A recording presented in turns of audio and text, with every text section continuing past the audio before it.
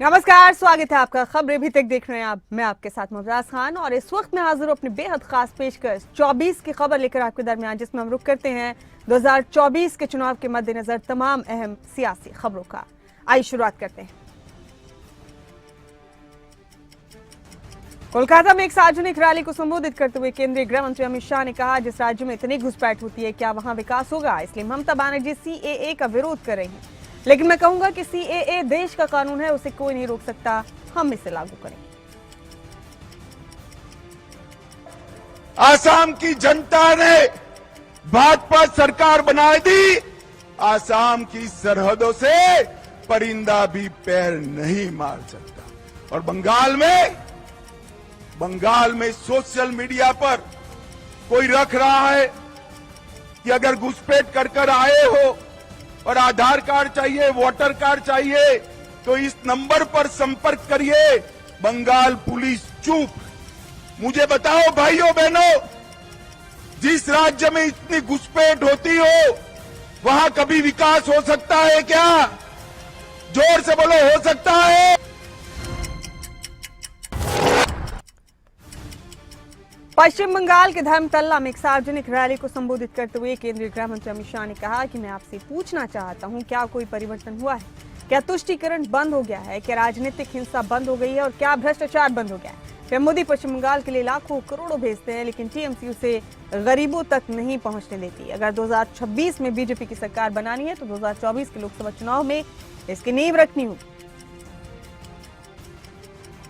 मां माटी मानुष के नारे के साथ कम्युनिस्टों को हटाकर दीदी सत्ता पर आई। मैं पूछना चाहता हूं आपको, परिवर्तन हुआ है क्या? जरा जोर से बोलो, हुआ है क्या? घुसपैठ रुकी है क्या? तुष्टीकरण रुका है क्या? पॉलिटिकल वायलेंस बंद हुआ है क्या? भ्रष्टाचार रुका है क्या?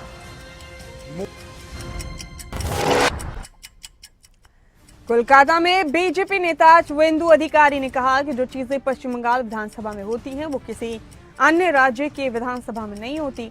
मोदी जी का कोई विकल्प नहीं है। खुला बंगाल का मोदी जी का मानव कल्याण का स्कीम जिसका पास नहीं पहुंचा, ये लोग आएगा। नौकरी चोरी हो गया, रेशन चोरी हो गया, मिड डे मील चोरी हो गया। ये जो हो रहा है ये कम्प्लीटली एक पॉलिटिकल मूवमेंट है। टीएमसी का जो 21 जुलाई होता है वो स्टेट स्पॉन्सर्ड प्रोग्राम है, उसका साथ पॉलिटिकल रैली का कोई संपर्क नहीं है। डर में ये लोग बहुत अमित शाह जी को डरता है। भतीजा और बुआ, ये अमित शाह जी को नाम सुनते ही इसको नींद हराम हो जाता है। उसका ड्रेस में ब्लैक नहीं, मुख में भी ब्लैक होना चाहिए।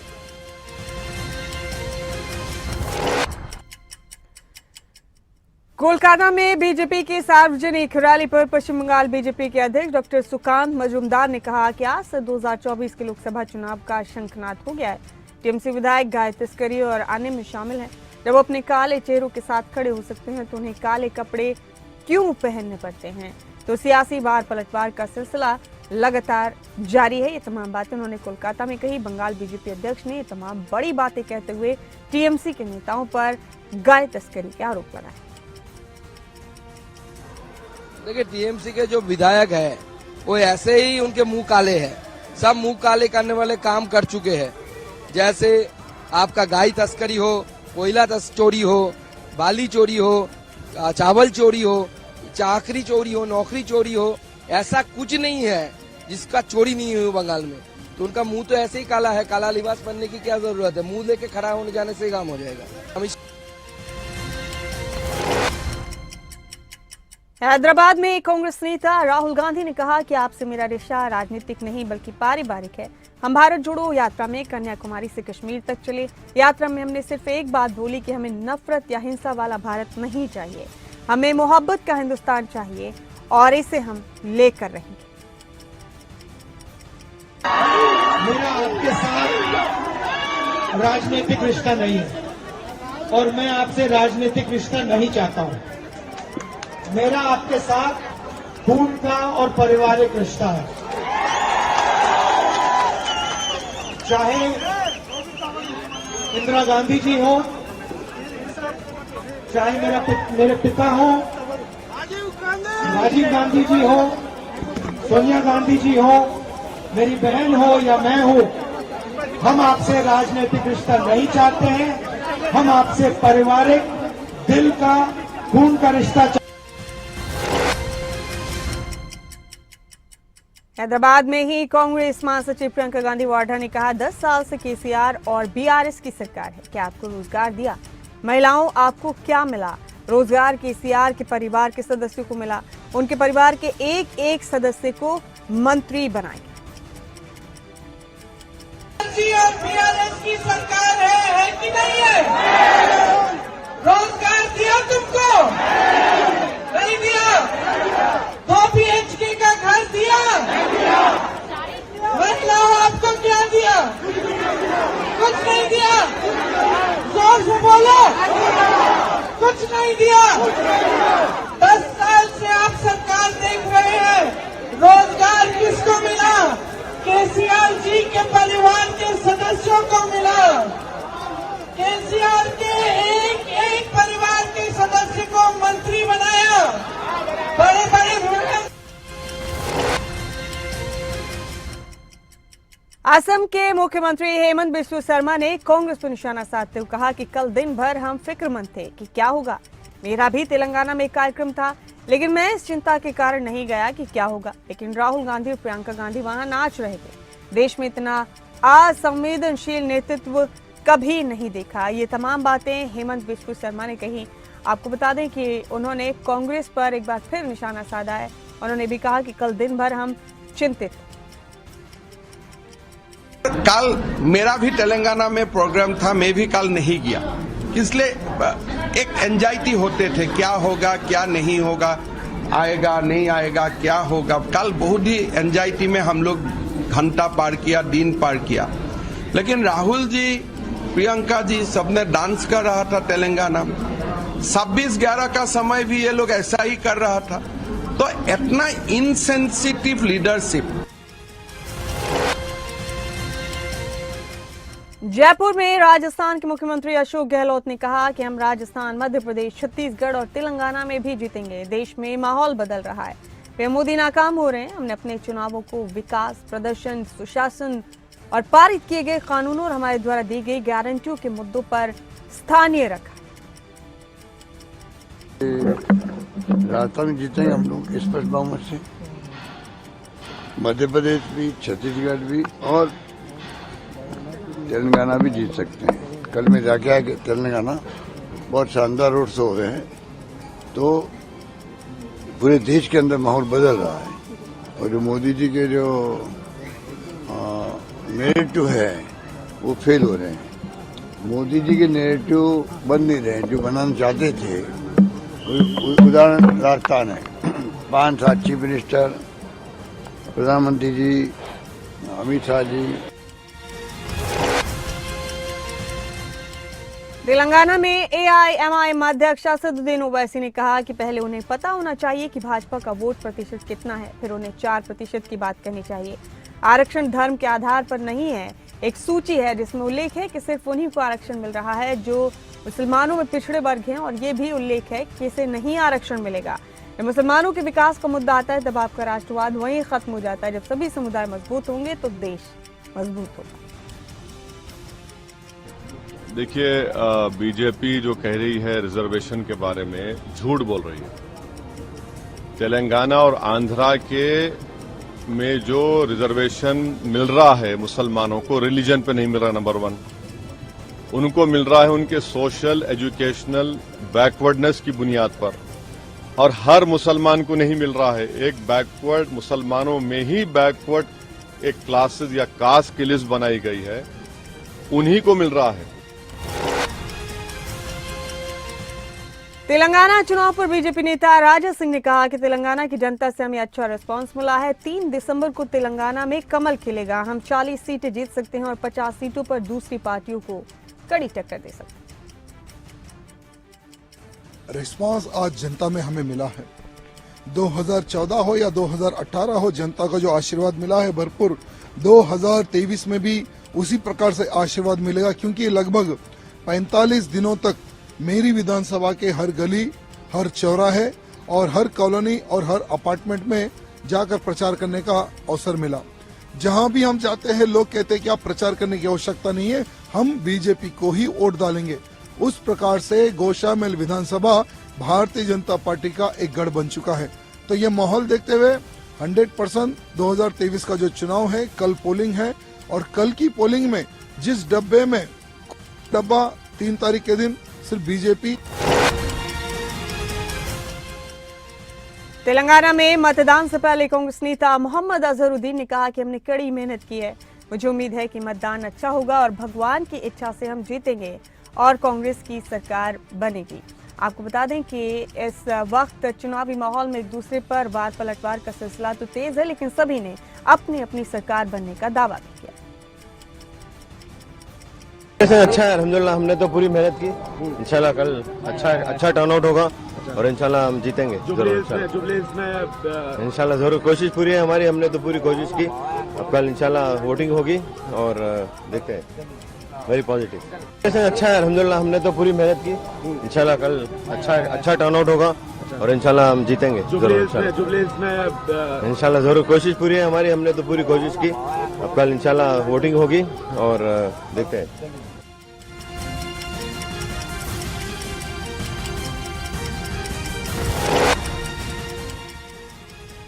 तेलंगाना में कांग्रेस नेता मल्लू रवि ने कहा कि राहुल गांधी, प्रियंका गांधी और मल्लिकार्जुन खड़गे विशेष रूप से तेलंगाना में कांग्रेस सरकार लाने के लिए काम कर रहे हैं। लोगों ने कांग्रेस को वोट देने का फैसला किया है। कांग्रेस सरकार को सत्ता में वापस लाओ। ये चुनावी युद्ध महाभारत के कुरुक्षेत्र जैसा है, युद्ध धर्म और अधर्म के बीच। राहुल गांधी, प्रियंका गांधी, मल्लिकार्जुन खड़गे, they are very particularly working to get Congress government in Telangana.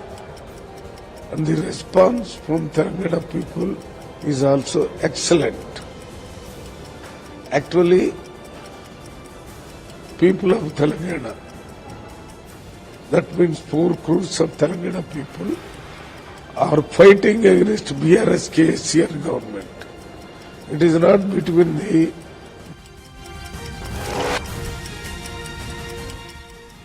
Jaipur में राजस्थान के मुख्यमंत्री अशोक गहलोत ने कहा कि मैं हिसाब किताब नहीं करता। पिछले 2-3 महीने से हम जिन लोगों से मिल रहे हैं, जो बातचीत हुई है और उसमें से जो टिप्पणियां आ रही हैं, ये कहा जा सकता है कि लोगों ने सरकार को दोहराने का मन बना लिया है।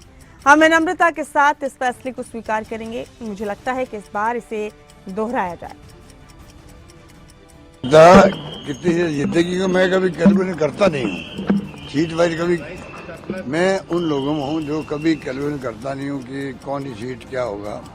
पर बाय एंड लार्ज जो माहौल लग रहा मुझे अंडरग्राउंड वाला लग रहा है, ये बातें मैंने आपको क्यों कही है। जो राजस्थान में पिछले 2-3 महीने से लोग मिल रहे हैं, बातचीत होती है, गांव के शहर के टिप्पणियाँ आ रही है, उन लोगों की जो मतलब राजनीति में नहीं है, उससे मेरा अंदाज है कि इस बार सरकार रिपीट करने का लोगों का माइंड है। माई बाप तो जनता ही होती है।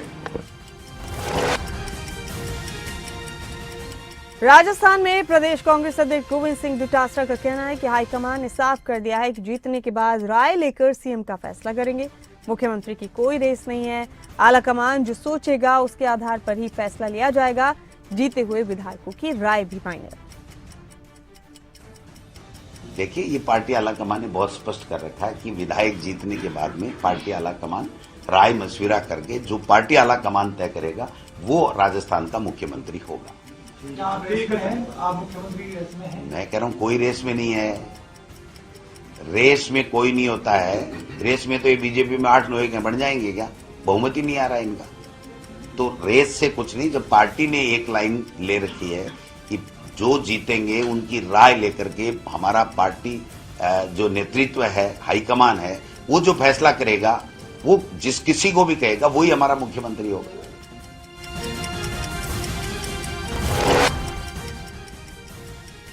कर्नाटक के मुख्यमंत्री सिद्धारमैया और कर्नाटक के उप मुख्यमंत्री डीके शिवकुमार से मुलाकात पर कांग्रेस नेता रणदीप सुरजेवाला ने कहा, मैं आज यहां विस्तृत चर्चा और कई अन्य बातें करने के लिए आया था। आगामी लोकसभा चुनाव पर चर्चा हुई। हमारा पहला लक्ष्य 5 राज्यों का चुनाव है और फिर हमारा लक्ष्य 2024 का चुनाव। हम ये सुनिश्चित करने जा रहे हैं कि भारत में कांग्रेस नेतृत्व वाली इंडिया गठबंधन की सरकार बनेगी। The parliament elections which are going to come here in after, our first target is the 5 election going states, and then our target is 2024 parliament. We are going to ensure that a Congress-led India alliance government is in place in India, which cares for the people, which looks at price rise, unemployment, compassion, love, propelling our economy. केंद्रीय मंत्री अनुराग ठाकुर ने अहम जानकारी दी और बताया कि प्रधानमंत्री गरीब कल्याण अन्न योजना को अगले 5 साल के लिए बढ़ाने का फैसला किया गया है। इससे 81 करोड़ लोगों को लाभ मिलेगा। इसमें 11,80,000 करोड़ रुपए का खर्च भारत सरकार करेगी। लगभग 13.5 करोड़ भारतीय गरीबी रेखा से बाहर आए, जो अपने आप में एक बहुत बड़ी उपलब्धि मोदी सरकार की कार्यक्रम और नीतियों की है। इसी तरह से ही कोविड-19 पैंडेमिक के समय प्रधानमंत्री गरीब कल्याण अन्न योजना लाई गई थी। अब कल निर्णय किया गया है कि इस योजना को 1 जनवरी 2024 से अगले 5 वर्षों के लिए बढ़ा दिया जाएगा।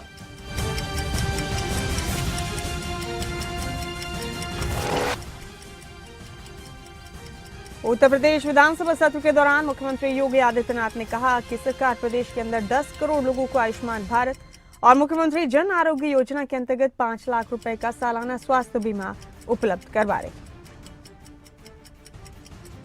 और वह पर्याप्त मात्रा में हर जनपद में आज के दिन की उपलब्ध है। ब्लड सेपरेटर यूनिट, पहले होता क्या था कि हम होल ब्लड चढ़ाते थे। हर एक पेशेंट के होल ब्लड की आवश्यकता नहीं, खासतौर पर वायरल जनित जो बीमारियां होती हैं जिसमें डेंगू है या बहुत सारे ऐसे वायरस आते हैं जो प्लेटलेट्स काउंट को कम करती हैं। हम उस स्थितियों में प्लेटलेट्स की अतिरिक्त आपूर्ति के लिए उस व्यक्ति को उसको बाहर से चढ़ानी पड़ती है। इसके लिए हर जनपद में ब्लड सेपरेटर यूनिट दी जा चुकी है।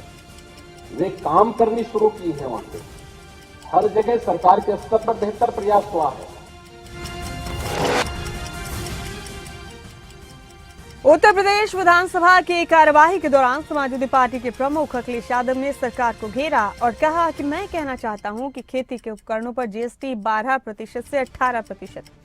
क्या डबल इंजन की सरकार किसानों की मदद के लिए जीएसटी कम करेगी या अपने खजाने से किसानों को सुविधा देगी?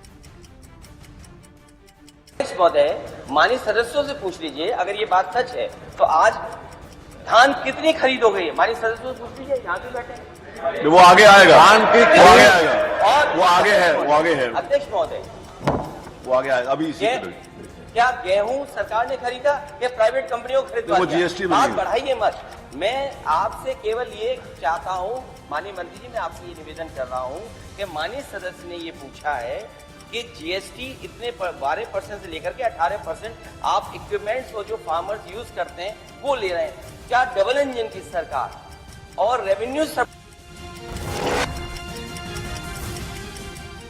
उत्तर प्रदेश के उप मुख्यमंत्री ब्रजेश पाठक ने यूपी सरकार की तारीफ की और कहा कि बीजेपी सरकार प्रदेश के चतुर्मुखी विकास के लिए अपने प्रतिबद्धता के साथ काम कर रही है। चतुर्मुखी विकास के लिए है, डेवलपमेंट के लिए है और अनुपूरक बजट के माध्यम से हम अपनी अधूरी परियोजनाओं को शीघ्र समय से पूरा करेंगे। विपक्ष बुरी तरह से डिरेल्ड है और उनको पूरे संसदीय इतिहास की कोई जानकारी नहीं है। उनके डीएनए में गुंडई अराजकता है, विधायी सिस्टम की ही जानकारी उन्हें नहीं है। चतुर्मुखी विकास के लिए है, डेवलपमेंट के लिए है और अनुपूरक बजट के माध्यम से हम अपनी अधूरी परियोजनाओं को शीघ्र समय से पूरा करेंगे। विपक्ष बुरी तरह से डिरेल्ड है और उनको पूरे संसदीय इतिहास की कोई जानकारी नहीं है। उनके डीएनए में गुंडई अराजकता है, विधायी सिस्टम की ही जानकारी उन्हें नहीं है। चतुर्मुखी विकास के लिए, डेवलपमेंट के लिए है और अनुपूरक बजट के माध्यम से हम अपनी अधूरी परियोजनाओं को शीघ्र समय से पूरा करेंगे। विपक्ष बुरी तरह से डिरेल्ड है और उनको पूरे संसदीय इतिहास की कोई जानकारी नहीं है। उत्तर प्रदेश के उप मुख्यमंत्री केशव प्रसाद मौर्य ने समाजवादी पार्टी पर निशाना साधा और कहा कि मैं समाजवादी पार्टी का इतिहास जानता हूं। जब वो सत्ता में थे तो खर्चा करने के नाम पर सिर्फ कागजी कोरम को पूरा किया जाता था। उन्होंने कहा कि सपा का विकास सिर्फ कागजों पर होता था। समाजवादी पार्टी का इतिहास विशेष तौर से मैं जानता हूं। जब ये सत्ता में होते थे तो इनके यहाँ खर्चा करने के नाम पर केवल कागजी कोरम को पूरा किया जाता था। इनका विकास कागज पे होता था और प्रदेश सरकार खर्च भी बढ़िया तेजी से कर रही है और समाजवादी पार्टी की सरकार के समय से अच्छा खर्च कर रही है। और अनुपूरक लाना इसलिए जरूरी है कि बहुत सारे काम ऐसे हैं जो होने चाहिए, लेकिन गरीबों की भलाई के लिए कोई काम हो, प्रदेश के विकास के लिए कोई काम हो, किसानों के उत्थान के लिए कोई काम हो, महिलाओं के सशक्तिकरण का कोई काम हो, नौजवानों के उज्जवल भविष्य के लिए कोई काम हो, तो ये समाजवादी पार्टी को हजम नहीं होता, उनका हाजमा ठीक नहीं है। लखनऊ में शीतकालीन सत्र पर समाजवादी पार्टी अध्यक्ष अखिलेश यादव ने कहा कि सरकार जानबूझकर सरकारी व्यवस्थाओं को इसलिए खत्म कर रही है ताकि लोग ज्यादा से ज्यादा निजी अस्पतालों में इलाज करवाएं। सरकार की जो जिम्मेदारी है कि गरीब को सरकारी अस्पतालों में इलाज मिल जाए, वो जिम्मेदारी सरकार नहीं निभा रही। भाजपा सरकार में हर अस्पताल में दलाल बैठे हुए हैं जो प्राइवेट अस्पतालों में मरीजों को ले जाते हैं। चाहे वो आपके जिला अस्पताल हो, पीएससी, सीएससी हो या मेडिकल कॉलेज हो, ये सरकार जानबूझ करके सरकारी व्यवस्थाओं को इसलिए खत्म कर रही है जिससे कि लोग ज्यादा से ज्यादा प्राइवेट में इलाज कराएं, प्राइवेट नर्सिंग होम में जाएं, प्राइवेट हॉस्पिटल में जाएं। सरकार की जो जिम्मेदारी है कि गरीब को इलाज सरकारी अस्पतालों में मिल जाए, मेडिकल कॉलेज में मिल जाए, वो जिम्मेदारी सरकार नहीं निभा रही है। और कई जगह से ये सूचनाएं आई हैं कि सरकार सीधे इनेलो के वरिष्ठ नेता और विधायक अभय चौटाला ने सरकार को निशाना साधते हुए कहा कि ये सत्र नहीं 3 दिन का स्टिंग है। ऐसे सत्र का नाम देना ठीक नहीं है। सिर्फ 3 मिनट के लिए एक विधायक को बोलने का मौका मिलेगा।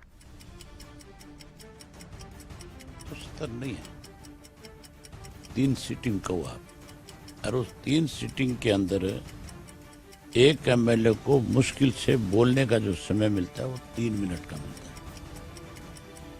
3 मिनट में तो एमएलए अपनी बात शुरू नहीं करता, उससे पहले खत्म हो जाती है।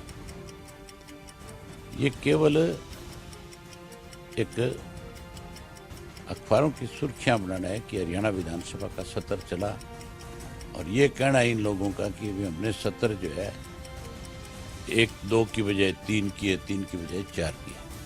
ये केवल दिखावा है।